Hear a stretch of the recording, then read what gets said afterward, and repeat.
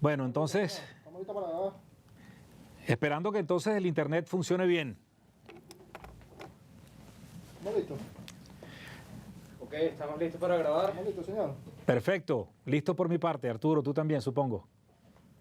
Hoja de ruta con Así el es. padre Arturo Peraza.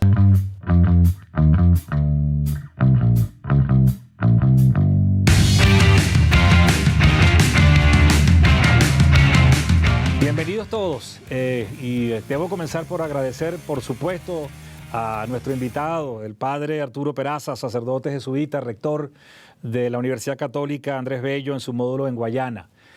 Seguidamente también, por supuesto, agradecer a la gente de Benancham y en particular a Margarita Montero, quien hace algunas semanas se me acercó para pedirme que hiciéramos un programa especial, una edición especial de esto que hemos llamado Hoja de Ruta, que han sido una serie de conversaciones que tuvimos en una primera temporada, 13 conversaciones que finalizaron hace un mes y medio más o menos. Estamos ahora de descanso, programando una segunda temporada, así que hacemos esta edición especial de Hoja de Ruta, particularmente para el evento de Benancham, Perspectivas Sociales.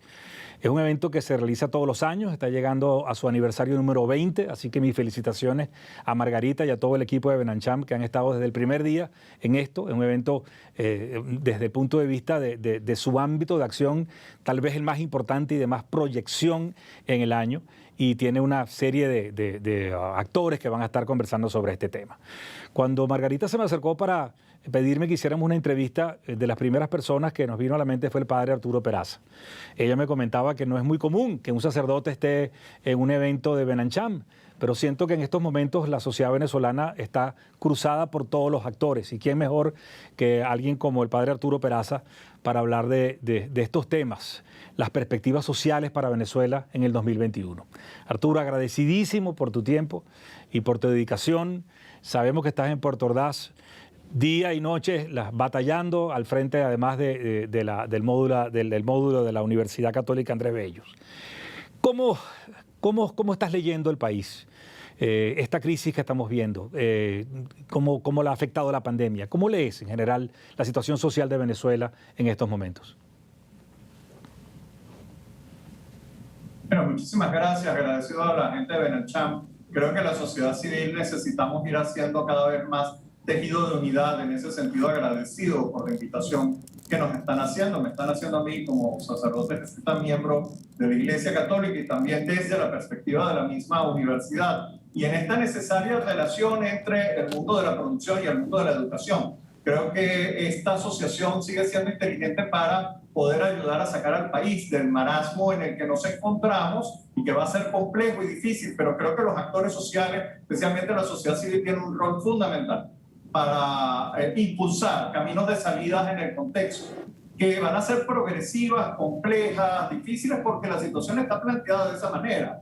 Y creo que hay una gran conciencia del empresariado, del mundo académico, del mundo religioso y de la sociedad en general, de que esto va a tener que ir paso a paso y quizás no abruptamente, como en algún momento estuvo planteado políticamente en otras fases, ¿no? de este proceso. Creo que hay conciencia que la crisis es honda y va más allá de la política, aunque el tema político es un tema importante. Pero es una crisis social, cultural, e incluso el Centro Gumilla, que es una unidad dependiente de la Compañía de Jesús también, lo ha calificado como una crisis antropológica del venezolano. Y creo que sí, que hay un crack que es importante comprender. Permíteme una sola pincelada para dibujar este crack. Venezuela venía de 100 años de cierta estabilidad sobre un modelo que conocíamos como rentismo petrolero, y eso montó todo un aparato del Estado con un proceso que fue complejo, pero que nos permitió incluso unos 40 años de democracia de partidos con sus imperfecciones, que creo que muchos de los que están presentes en este foro recordarán, pero que significó avances, modernidad, posibilidades, quizás no todas las que necesitamos. Y el problema estuvo en que cuando el país necesitó dar un salto, salir del modelo rentístico petrolero a ser un país tecnológicamente desarrollado, mucho más productivo, fundado más en el conocimiento y en las capacidades de producción, ese salto no se dio. Creo que no se dio por culpa de muchos actores. También tenemos que reconocer culpa del mundo académico, del mundo empresarial, del mundo político, sin duda. Es decir, en todas las fases en donde hubo necesidad de procesos de desarrollo ulteriores que exigían una nueva estructura, el país no estuvo dispuesto a eso, se instaló cómodamente en la posición y esto nos hizo degradar en un proceso que desde 1983, aquel famoso Viernes Negro, progresivamente nos estuvo anunciando problemas. Y bueno, el último problema es el mesianismo político como modelo de salida encarnado en Hugo Chávez. Nada extraño de lo que ha sucedido en otras sociedades en crisis. Las sociedades en crisis buscan un mesías político y normalmente los mesías políticos son problemáticos, no resultan una buena alternativa. En general, normalmente pues generan más bien mayores contradicciones dentro de esa misma sociedad. Lamentablemente el modelo chavista nos devolvió lo más primitivo del rentismo petrolero y lamentablemente eso incluso ha hecho que volvamos todavía mucho más atrás a lo que yo he tratado de definir como extractivismo depredador. La diferencia quizás entre una y otra es que cuando tú tienes una renta, como tienes tu casita, pues tú tratas de cuidar la casa, ¿sabes? Ponerla bonita porque la quieres rentar y quieres sacarle. Es la misma casa, no la desarrollas mucho, quizás le pones una alamán, un cuartico más, pero poco más. El rentismo queda muy atrapado en lo que hay, ¿no? No produce en ese sentido, pero bueno, tú tratas de mantenerlo.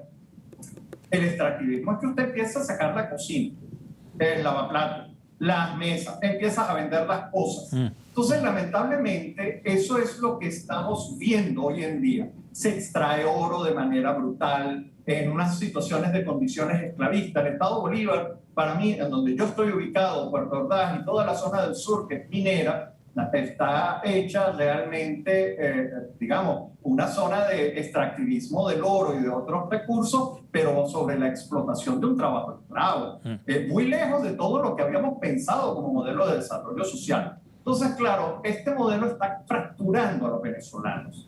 Nos ha fracturado políticamente, nos ha fracturado humanamente, porque nos ha devuelto a lo más primitivo de nuestras propias relaciones. Y quizás ese es el problema fundamental, si tuviera que ubicarlo. El modelo no nos permite desarrollarnos. Al final, yo siento que la Venezuela moderna, que grupos sociales que estamos tratando de impulsar desde la academia, desde la empresa, no están consiguiendo un eco económico, sino que el eco económico está funcionando sobre cosas como los bodegones, la estructura de extractivismo, incluso ese decreto de establecer la chatarra como material estratégico. Para mí es una expresión jurídica de, digamos, casi de antología de lo que estamos viviendo los venezolanos hoy en día. Has hecho una descripción muy cruda y además sucinta y brillantemente expuesta sobre las crudas realidades que enfrentamos, Arturo, y es algo que además ha sido recurrente, por cierto, en casi todos los programas y las conversaciones que tuvimos en Hoja de Ruta. Coinciden todos en señalar que de alguna forma el petroestado se nos acabó, pero no porque quisimos hacerlo, sino porque sencillamente lo destruimos. Pero señalas algo distinto. Hay quienes dicen con optimismo, y a veces quizás pueden pecar de exageradamente optimistas, que es que ya ahora el empresariado, el tejido empresarial, los venezolanos, ya supimos lo que es ser rentista, no tenemos renta y por lo tanto ya estamos cambiando. Y señalas que no es así. En particular, el sector empresarial venezolano, que es un poco el propósito de que nos reúna hoy acá en este evento, digamos, ha tratado siempre de penetrar en las entrañas del tema de la responsabilidad social, de ir más allá de sencillamente el acto económico. Recuerdo, y con ánimo simplemente de señalar, que fuimos a veces también pioneros. Si mal no recuerdo, en el año 67, Fedecámaras hizo una conferencia anual que tenía como título La responsabilidad social de la libre empresa, cuando nadie en el planeta hablaba de responsabilidad social empresarial. De manera que sí tuvimos en algún momento esa iniciativa, el dividendo voluntario de la comunidad, que también va a tener una participación más adelante, va a hablar un poco sobre eso y es producto de esas iniciativas empresariales. La pandemia ha afectado, por supuesto, el comportamiento empresarial, pero el comportamiento educativo. ¿Cómo sientes esa relación? ¿Cómo tú que has estado al frente en todo este año, largo año y duro, que además de pandemia, o se suma con la pandemia a la crisis que ya vive Venezuela, ¿cómo sientes, en primer lugar, la transformación de la educación? Si hay allí comprensiones, si hemos sido capaces de superar los retos de las tecnologías y cómo sientes a la empresa comprometida de nuevo con el mundo académico. Fíjate que aquí vamos a tratar de empalmar temas que tú has mencionado, me parecen muy interesantes, ¿no? Evidentemente, digamos, el sistema impuesto en Venezuela, en este momento que yo he tratado de definir como el Estado extractivista depredador y que va a tener implicaciones después en todo el tema de medio ambiente y graves y demás, tiene una alternativa, y tú lo acabas de mencionar. Efectivamente, yo sí creo, y sí compartiría con otros colegas, el hecho de que la alternativa siempre es posible. No es que estamos condenados a ser una sociedad extractivista depredadora. Eso es lo que lamentablemente está planteado como solución por parte de quienes hoy están dirigiendo políticamente al país, porque creo que no se les ocurre ninguna otra idea, entre otras cosas por su visión sectaria de la realidad, en donde nosotros somos los únicos que valemos, el grupito que está tratando de controlar el país y cree que la riqueza tiene que ver con los bienes, es decir, con el oro, con la bauxita, con el petróleo, las cosas que hacen ricos, y creo que eso es lo fatal de ese modelo de visión, no descubrir que es el talento lo que hace rico a la persona. Aquí viene el planteamiento del talento. Creo que la empresa ve en el talento, en la capacitación y en la productividad una alternativa. Hay gente que está jugando simplemente al modelo importador bodegón. Esto le hace juego al modelo extractivista y sigue la misma línea. Cree que el desarrollo simplemente tiene que ver con extraer riqueza y traer cosas producidas de otros lugares sin tener que ver con la producción. Esto nos va a seguir haciendo muy pobres. La alternativa de empresas y sociedad civil que empieza a producir, empieza a entender que hay una íntima solidaridad entre la capacitación, la competencia y la productividad como modelo de riqueza alternativa. Este modelo de riqueza alternativa, que efectivamente se funda en la industria y en el capital privado, evidentemente se va a tener que enfrentar al otro modelo. Y bueno, habrá que esperar cómo va a resultar este modelo, no es enfrentamiento en el sentido armado, sino como propuesta social para Venezuela en función del desarrollo que queremos tener. Eso es lo que quiero decir con la palabra enfrentamiento. Hay dos modelos en Venezuela, un modelo montado sobre el extractivismo que yo creo que nos va a destruir y que está planteado, y un modelo que cree en otra forma de desarrollo. Y creo que sí hay gente que está en ese plan. Creo que hay un conjunto de emprendedores, no solamente a niveles empresariales, sino incluso en sectores populares y en comunidades, que tú te consigues que están tratando de crear una alternativa distinta y una visión distinta de cómo relacionarse con la producción y con el acceso a la riqueza. Este modelo distinto quizás pueda ir ganando progresivamente en la medida en que articulemos mecanismos de formación que le den competencias y habilidades a las personas para poder desarrollar esas habilidades y que ellos se puedan sentir contentos y descubriendo que la riqueza no está fuera de ellos, sino que está dentro de ellos, que es su habilidad, que es su competencia. Y muchos venezolanos han mostrado esto fuera del país e incluso dentro del país, porque muchos empresarios sobrevivientes lo que han mostrado es una gigantesca resiliencia y capacidad para sortear cualquier cantidad de situaciones difíciles. Esto me lleva al tema de la pandemia. En un contexto de un país fracturado y roto como el que acabamos de descubrir, además nos cayó la pandemia y nos cayó sin capacidad de colchón médico, social y de preparación para poder llevar adelante ese proceso. A Dios gracias no ha sido muy agresivo, a pesar de que los números sabemos que no son, lo que da el gobierno no son. Creo que hay suficiente constancia que no ha sido tan agresivo como en otras sociedades. Esto es bueno, pero al final del día debemos decir que los venezolanos hemos sido quienes hemos tenido que aprender a lidiar y crear alternativas en este contexto, especialmente en el ámbito de la educación. La estructura educativa nunca estuvo preparada para enfrentar esta situación. Nosotros teníamos una educación excesivamente tradicional.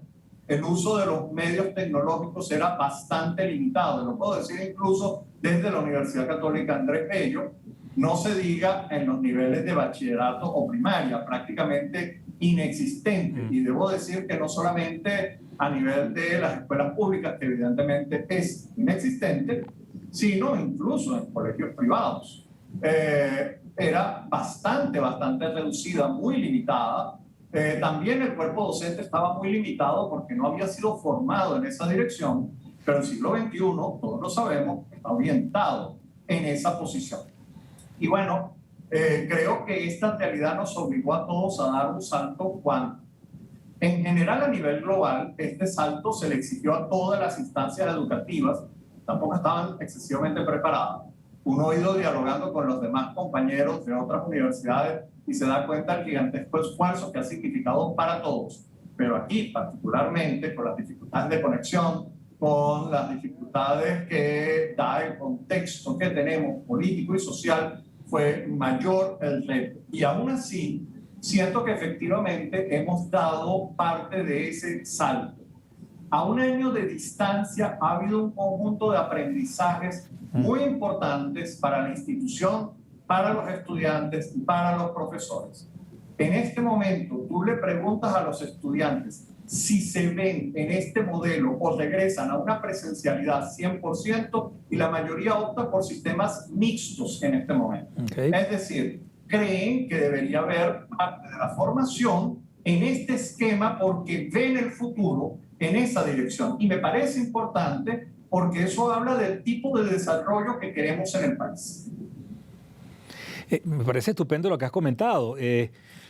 ¿Cómo sientes, para ahondar un poco más en este tema antes de pasar al siguiente, la responsabilidad o digamos, la receptividad más que responsabilidad del sector empresarial organizado para entender que más que nunca tiene que comprometerse con la formación de talento, no solamente de sus trabajadores, sino de la sociedad entera? Y además, no solamente un tema tecnológico, ¿hay acaso que repensar la forma en que tenemos que educar? Eso también puede ser una lección de esta pandemia, nosotros en Venezuela, pero en general, en cuanto a la concepción de la educación, sobre todo en los primeros años, las herramientas básicas. ¿Qué piensas sobre eso? Sí, dos cosas te puedo decir. Mira, aquí voy a una anécdota. Hacia el mes de mayo del año pasado, del 2020, en esta sede se organizó un encuentro para el tema de emprendedores y sobre emprendimiento. Ese encuentro reunió y permitió reunir a través de los modos virtuales aproximadamente a 300 personas. El foro contó con la participación de importantísimos empresarios, presidentes de Cámara, Consejo de Comercio, Benetram. De verdad, o sea, fue un momento para nosotros estelar de unión y que todavía mantenemos esa estructura de relación. Pero incluso, debo decir, lo llamativo es que el foro no lo organizó nuestra sede central de Caracas, sino que lo organizamos desde aquí, desde Guayana. Sí, la recuerdo. Fue con Guayana que se estableció la y abierta a todo el país.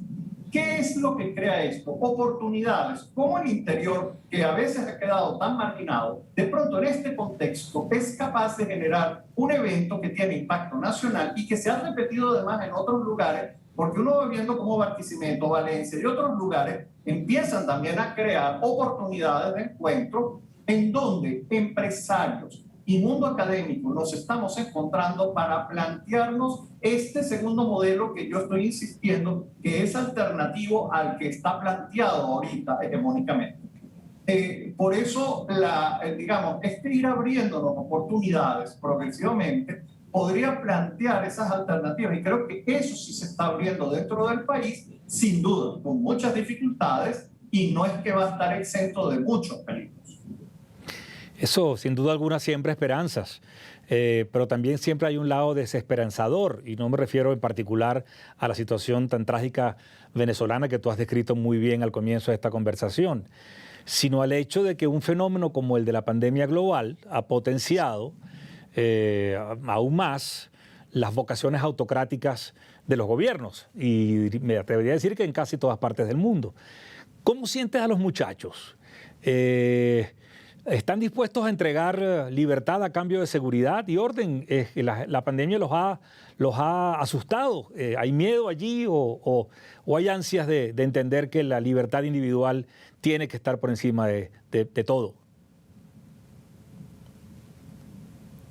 Sabes que, como yo percibo a los muchachos, bueno, claro, sería bueno que pudieran tener una entrevista con algunos jóvenes venezolanos. Creo que siempre será útil escucharlos a ellos en directo. Mi percepción es que, claro, el futuro les aparece, especialmente a los del contexto venezolano, se les aparece nebuloso y difícil. Ellos tienen la pregunta de me voy del país y qué voy a hacer, incluso estudiar o no estudiar es un tema. Hay varios chicos que piensan acá que la salida es traficar gasolina o comprar cositas y montar su pequeño emprendimiento bodega que les va a resolver el día a día, y que estudiar no tiene sentido porque, entre otras cosas, sus padres, que son profesionales, hoy en día están en una severa crisis económica, lo que les hace dudar que el camino de profesionalización sea una ruta efectivamente para poder superarse en la vida. Aún así, uno también se consigue un montón de muchachos bien importantes que están descubriendo que efectivamente esto puede ser un universo de oportunidades. Bien. Y creo que de ninguna manera esos chicos hoy en día se están planteando el recambio de seguridad por libertad, en absoluto, y al contrario. Los muchachos cada día más, yo lo siento afirmándose en su propia autonomía, en sus propias ideas y en sus propias búsquedas. Son muchachos que están globalizados hoy en día, que tienen contacto con todo lo que está ocurriendo a nivel planetario, y que desde su localidad están pudiendo dialogar con ese universo planetario desde sus propios intereses. Creo que, en definitiva, lo que sí necesitamos es perspectivar un camino en donde ellos puedan descubrir que desarrollar los talentos sí es importante, y que eso pasa por un proceso de formación ordinariamente.